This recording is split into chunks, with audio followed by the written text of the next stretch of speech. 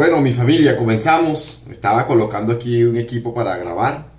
Estamos ya ajustando nuestro cinturón de seguridad para comenzar este viaje en compañía de nuestro Dios sobre todas las cosas. Recuerden que estamos estudiando el segundo libro de Samuel. Segundo libro de Samuel y recuerden que ahora estamos en el capítulo 11. Y sé que hemos venido estudiando grandes habilidades, la forma como Dios usa a David.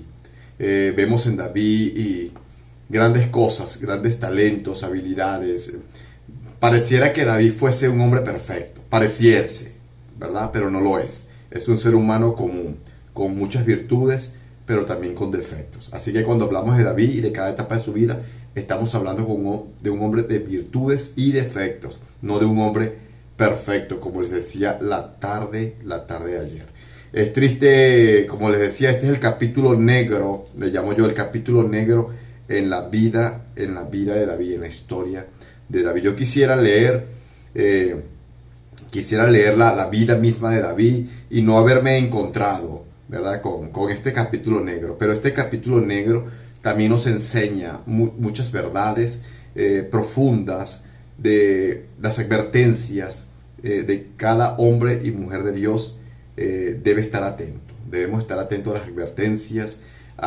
Podemos ver aquí que cualquier mirada se convierte en algo fatal y el pecado es destructivo. Como les decía la tarde ayer, el pecado es destructivo.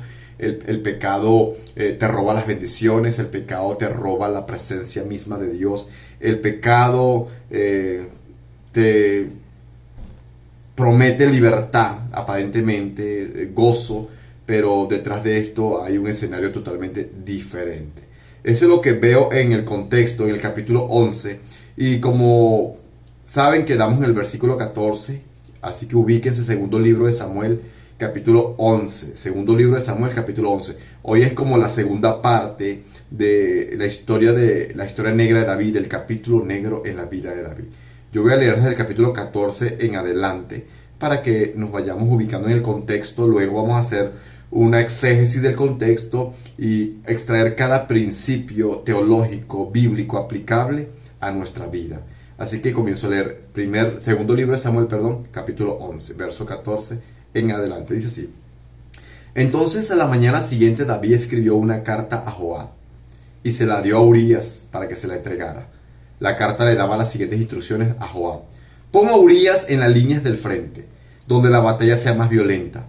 Luego retrocedan para que lo maten. Así que Joab asignó a Urías a un lugar cerca de la muralla de la ciudad donde sabía que peleaban los hombres más fuertes del enemigo. Y cuando los soldados enemigos salieron de la ciudad para pelear, Urías el hitita murió junto con varios soldados israelitas. Luego Joab envió a David un informe de la batalla. Le dijo a su mensajero: Informa al rey todas las novedades de la batalla. Pero tal vez el rey se va a enojar y va a preguntar por qué las tropas se acercaron tanto a la ciudad. ¿Acaso no sabían lo que le sucedió a Abimelech? Una mujer disparó una piedra de molino y le quitó la vida al hijo de Gedeón, muerto en Tebes por una mujer que le tiró una piedra de molino desde la muralla. ¿Por qué se acercaron tanto a la muralla? Esto es lo que está diciendo Joab, lo que le va a decir al mensajero. Entonces dile: murió también Urías el hitita. Esa oración es clave en el contexto. Por lo tanto, el mensajero fue a Jerusalén y le dio un informe completo a David. El enemigo salió contra nosotros a campo abierto, le dijo, y cuando los perseguíamos hasta las puertas de la ciudad, los arqueros que estaban en la muralla nos dispararon flechas. Mataron a algunos hombres del rey, entre ellos a Urías el hitita. Bien, dile a Joab que no se desanime, dice David. La espada devora a este hoy, a aquel mañana. Dile que la próxima vez se esfuerce más y luego conquistará la ciudad. Cuando la esposa de Urías se enteró de que su marido había muerto, hizo duelo por él. Una vez cumplido el periodo de luto, David mandó que la trajeran al palacio y pasó a ser una de sus esposas. Luego ella dio a luz un hijo, pero el Señor estaba disgustado con lo que David había hecho. Qué historia tan fascinante. Ya leí parte del contexto que vamos a estudiar en la tarde de hoy. Ayer estudiamos una mirada o una decisión fatal. Fue el punto número 1. Todo comenzó con una decisión mala, ¿Cuál fue la mala decisión? David se queda en Jerusalén cuando debe estar en campo de batalla. Vimos también que no solo tuvo una mala decisión, sino tuvo una fatal o una mirada fatal. Todo comenzó con una mirada mientras que David paseaba por la terraza de su palacio. También estudiamos en el punto número 3 que no solo había una mirada fatal, sino que tuvo un interés fatal. Comenzó a preguntar quién era aquella mujer. Dios le va a abrir una ventana a David, una puerta para que él huya del pecado, de la tentación, porque Dios sabe lo que va a suceder si él cae en ese pecado. Y Dios le dice por medio de algunas personas que esa mujer se llama Betsabé, es la mujer de Urías y está casada con Urías. Esto debió haber despertado a David de ese letargo espiritual en que se encontraba. Pero ¿saben qué? David hace caso omiso y por eso yo le titulaba a este punto 3, un interés fatal, ¿verdad? Hoy el punto número 4, donde vamos a comenzar, donde vamos a conectar, yo le titulé una consecuencia fatal. Una consecuencia fatal. ¿Cuál es la consecuencia? Ya lo leímos en el contexto, Betsabé quedó embarazada.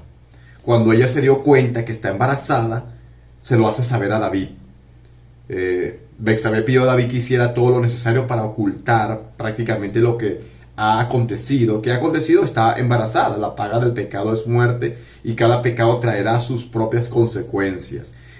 Hay un problema aquí. David se convirtió en un adúltero, al igual que Betsabé, y según Levíticos, yo estaba leyendo Levíticos, capítulo 20, un libro lleno de leyes para el pueblo de Israel, y según Levíticos 20, lo pueden leer, verso del 1 en adelante hasta el 10, la pena para el adúltero era la pena capital, era la muerte.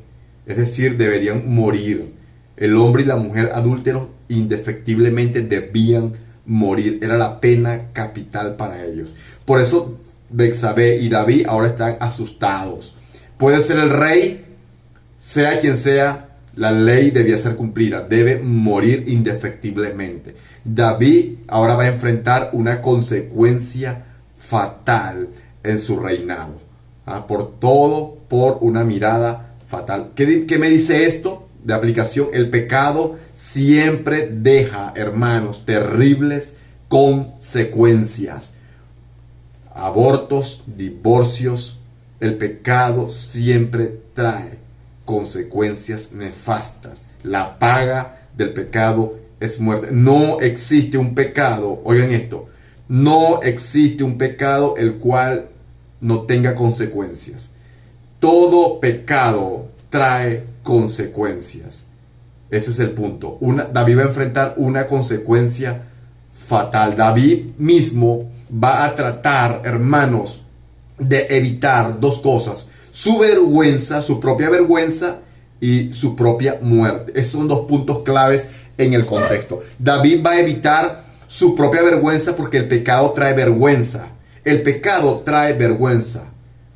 Por eso cuando las personas llevan vidas ocultas, ¿verdad? Valga la redundancia, deben ocultarla, porque cuando esto sale a la luz, se sienten sumamente avergonzados por cuando Dios lo trae a la luz. Entonces David debe ocultar, número 1, su vergüenza, evitar su vergüenza y evitar su propia muerte, según la ley de Levíticos capítulo 20.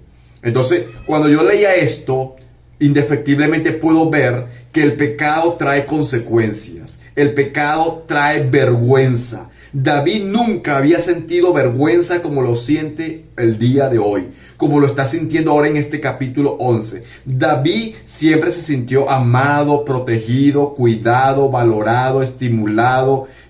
David se sintió honrado. David se sintió usado. Ahora no. David siente por primera vez una vergüenza que es producto del pecado. David sabe que su vida corre peligro.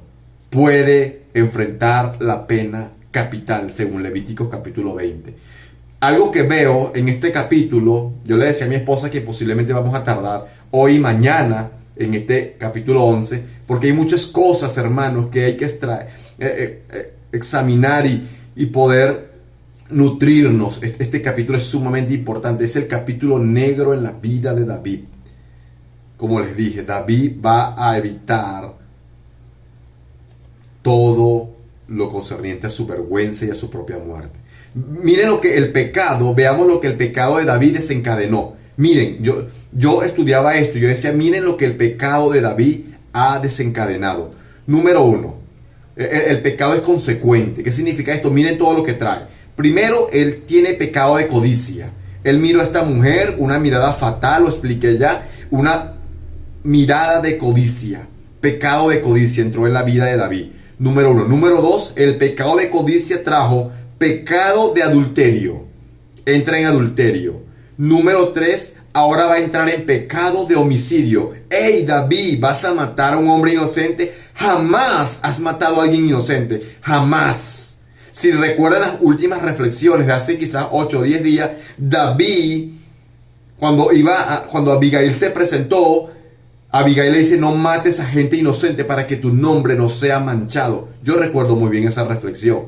Ahora David se va a convertir en un asesino, un homicida de personas inocentes como Urías y algunos soldados que van a enfrentar el efecto del pecado del adulterio de David. Increíble. Número uno, pecado de codicia. Número dos, pecado de adulterio. Número tres, pecado de homicidio. Y mire, jamás David ha matado a alguien inocente, pero ni a Saúl quiso matarlo. Ahora va a matar a Urías, lo va a enviar a matar, a asesinar a su propio hombre fiel, lo va a mandar a matar. Y número cuatro, pecado de encubrimiento. ¿Qué significa esto? Dice el Proverbio 28:13, si mal no recuerdo, Proverbio 28:13 dice, el que encubre su pecado no prosperará, mas el que los confiesa y se aparta alcanzará misericordia, dijo el Señor. Proverbio 28:13, si mal no recuerdo ese texto. Entonces, David está enfrentando pecados consecuentes: codicia, adulterio, homicidio y ahora encubrimiento. David cree que su pecado va a quedar debajo de la almohada, debajo de la alfombra. David cree que nadie sabe lo que él está haciendo. Eso es lo que él piensa. Si notaron la lectura que hice del capítulo, al final, el capítulo termina diciendo que todo lo que David había hecho le había disgustado o desagradado al Señor. Todo lo que David hizo le dolió a Dios, le desagradó a Dios. Increíble. David ahora va a matar a Urías. ¿Por qué motivo? ¿Por qué circunstancia? ¿Con cuál objetivo? Para tratar de encubrir su pecado. David ahora va a tratar de encubrir su pecado. El tratar de encubrir su pecado lleva a la persona a cometer otros pecados. Un punto clave en este contexto. Repito, cuando nosotros tratamos de ocultar un pecado, esto desencadena otros pecados. El pecado siempre lleva a la persona a cometer otros pecados. David recurrió a todos los métodos viles para encubrir su adulterio. Increíble. Su adulterio cometido. La solución parecía haberla encontrado en hacer aparecer a Urías como el padre de aquel niño. Lo manda a llamar, ya lo leímos el texto, lo manda a llamar. Urías, ve, estás cansado, duerme con tu esposa. Quiere hacer más trampa, David. ¿Qué te pasa, David? ¿Qué te pasa? ¿Qué te sucede, David? Tú no eres ese hombre mentiroso. ¿Qué te sucede, David? Tú eres un hombre limpio, puro. Tú fuiste ungido por el profeta Samuel. Dios dijo que no había otro hombre como tú, con un corazón puro, pacífico, amable. Tú eres aquel hombre que cuando cortó el manto de Saúl se sintió tan, pero tan mal. Ahora quieres matar a uno de tus mejores soldados. Por favor, David, no caigas tan bajo. ¿Qué te sucede, David? ¿Por qué estás actuando de esa manera? Mientras David, hermanos, mientras David trata de ocultar su fechoría, su pecado, ¿saben qué hace Dios? Dios lo hará público. Las palabras de Natán a David fueron: tú lo hiciste en secreto, David. ¿Sabes qué? Dios lo va a hacer público. ¡Wow! Pablo dice que los pecados de algunos hombres salen al descubierto en este mundo, pero a otros se les descubre en el juicio, o se les descubrirán en el juicio. Este no es el caso de David. A David se le va a descubrir el pecado aquí en esta tierra, como lo podemos ver en el contexto. Entonces David una vez cortó el manto de Saúl y se sintió mal, hermanos. ¿Dónde está ese David amoroso, misericordioso, bondadoso? ¿Dónde está aquel David que no paga mal por mal? ¿Dónde está aquel David que ora, consulta a Dios antes de actuar? ¿Dónde está aquel David que extiende misericordia a sus enemigos? ¿Dónde está ese David? No lo veo aquí en el capítulo 11. Parece ser otro hombre que leo en el capítulo 11. Este no es el hombre que escribe los salmos. Este no es el hombre que escribió en tu presencia y plenitud de gozo. Parece que nos cambiaron a David. Y ese fue el enemigo. Urías es traído. Como saben, Urías fue traído desde el campo de batalla a la casa de David, el palacio. De seguro que David trató a Urías como alguien especial. Primeramente David pregunta por sus tropas, como si le importara en ese momento las tropas, la batalla, el estado del ejército. Luego David ordena a Urías ir a su casa a lavarse los pies, como era una costumbre, y descansar allí. Que fácilmente creía David que se podía escapar de la responsabilidad y de su culpabilidad. ¿Sabes qué, David? Dios no te va a dejar salir ileso. Dios te va a dar una lección para que la aprendas hasta el último día de tu vida.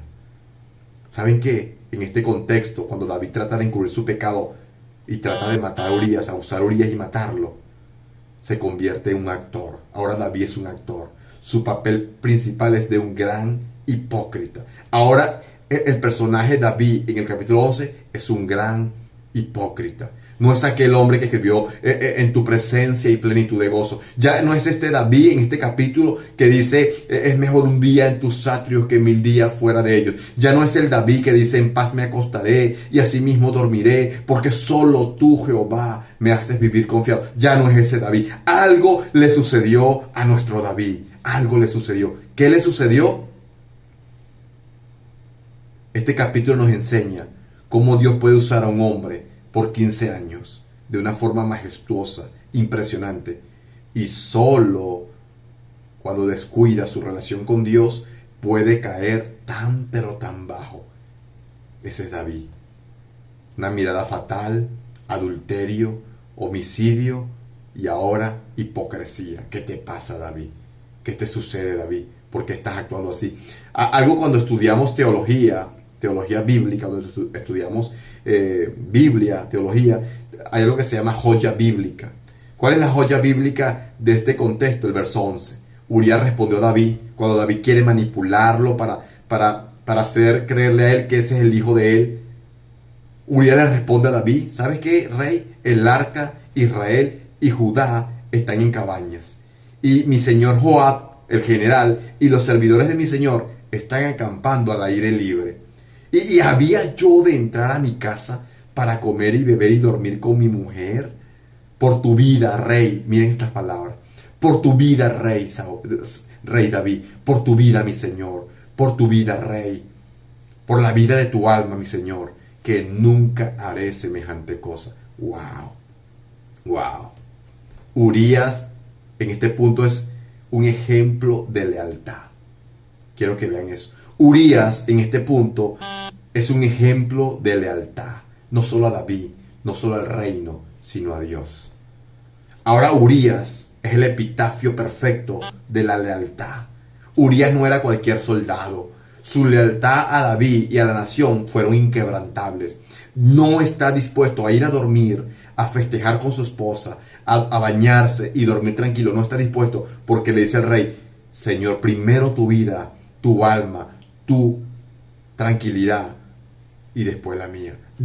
Urías le da el ejemplo a David de lealtad. Hay un paralelismo aquí. Ahora Urías es un hombre leal. La lealtad reposa en Urías y en David la hipocresía. En este capítulo, David es algo negativo. Urías es positivo. Urías es ejemplo de lealtad. Urías no obedeció el mandato del rey de descender a su casa, como lo vieron en el contexto. A Urías sí le importaba ser solidario con su prójimo, con sus compañeros en el campo de batalla. A David no. A David no. ¿Qué lección más grande le dio Urías a David, al rey, al quedarse durmiendo a orillas del palacio y no ir a su casa a celebrar con su esposa? Se quedó durmiendo a las afueras del palacio para cuidar la vida del rey y del ejército mismo. ¡Wow! ¡Wow! ¡Qué increíble! ¡Qué lección! Urías le da una bofetada a David y una maestría en lealtad en este capítulo. David en este capítulo no es nada leal. Es un hombre hipócrita, es un hombre desleal, es un hombre que ha visto la mano de Dios por 15 años y ahora se olvida de quién lo ha colocado en el trono de Israel. ¿Qué te sucedió, David? ¿Qué descuidaste en tu vida? ¿Qué parte esencial de tu vida has descuidado? Así sucede hoy en día.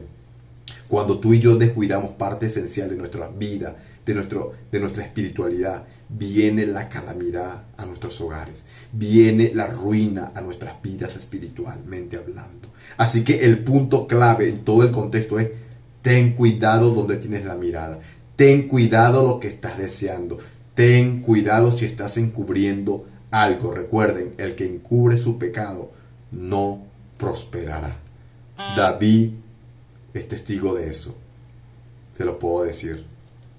Urías era un verdadero soldado, como les dije, un hombre real, un verdadero soldado de Israel. Y aunque se encontraba lejos del campo de batalla, su corazón, el corazón de Urías, está en la batalla.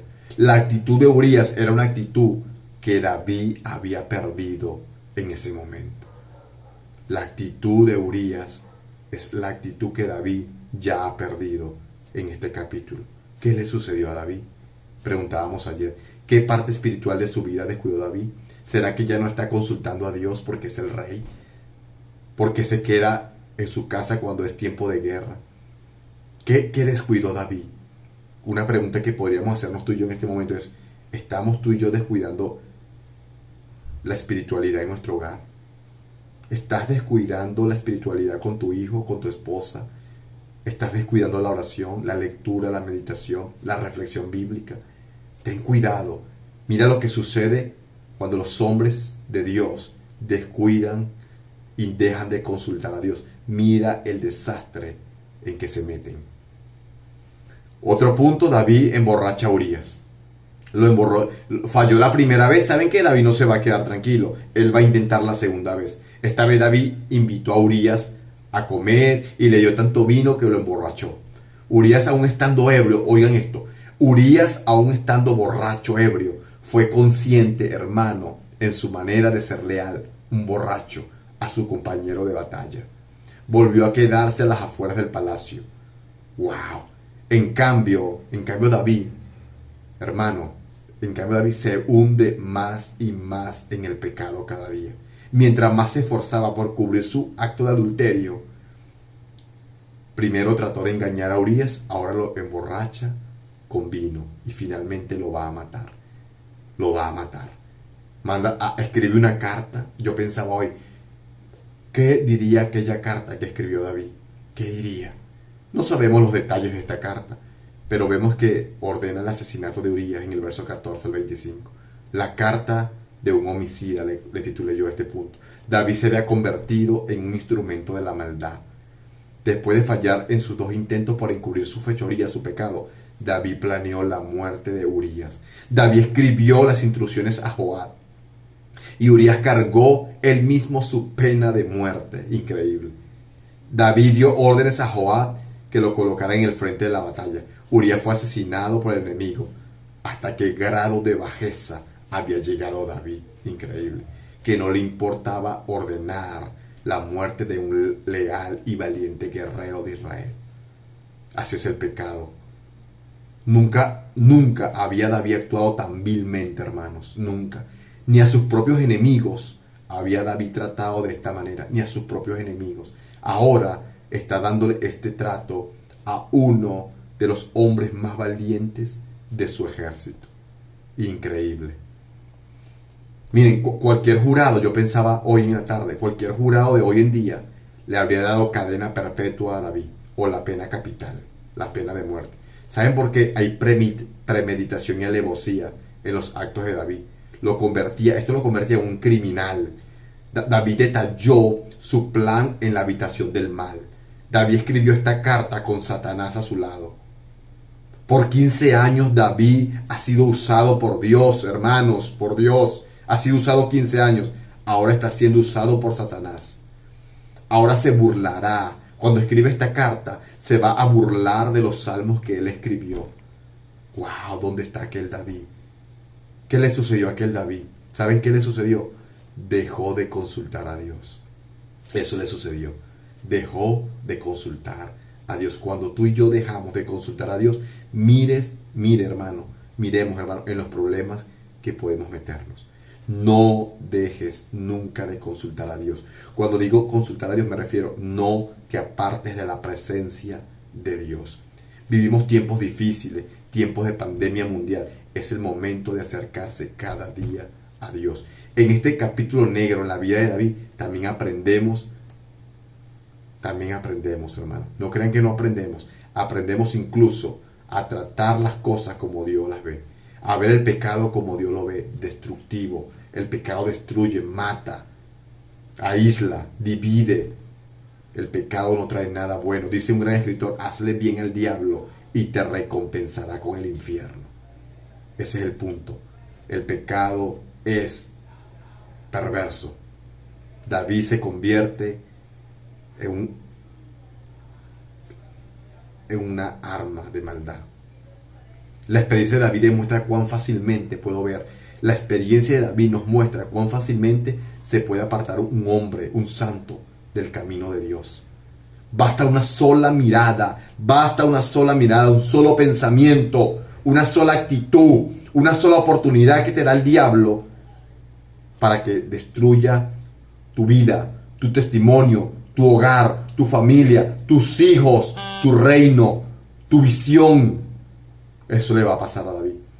Si David, que era el escogido de Dios, el ungido de Dios, y vemos lo que le sucede, el recipiente de las promesas de Dios, y vemos lo que le sucedió, cuánto no más tú y yo deberíamos cuidarnos. Deberíamos nunca apartarnos de la presencia de Dios. David fue arrastrado por las artimañas del diablo, del enemigo, del maligno, y Satanás lo convirtió en un instrumento de maldad. Ese es el punto. No dejes que Satanás te convierta en un instrumento de maldad. Tú y yo somos llamados para ser instrumentos para Dios, vasos de honra para Dios. Pablo le dijo a Timoteo, si alguno se limpia de estas cosas, será instrumento útil dedicado al Señor para toda buena obra. Ese es el punto. Ya estoy cerrando. Quiero cerrar, como les dije, mañana vamos a seguir compartiendo porque hay mucha tela que cortar aquí. Mucha tela que cortar. Quiero que veas cómo termina el texto. Dice, una vez cumplido el periodo de luto, cuando Urías muere, David mandó que le trajeran al palacio a la mujer, a Betsabé, y pasó a ser una de sus esposas. Luego ella dio a luz un hijo, pero el Señor estaba disgustado con lo que David había hecho. David cree que se ha librado. David cree que todo fue un plan perfecto. ¿Saben qué? Estás equivocado, David. Estás equivocado. Así como Dios te levantó de la nada y te llevó al trono de Israel, así como Dios te dio, Él te lo puede quitar todo. Él te lo puede quitar todo así, rápidamente. Y las palabras que Natán va a usar, y vamos a estudiarlo mañana, es porque tú tuviste en poco la palabra de Dios.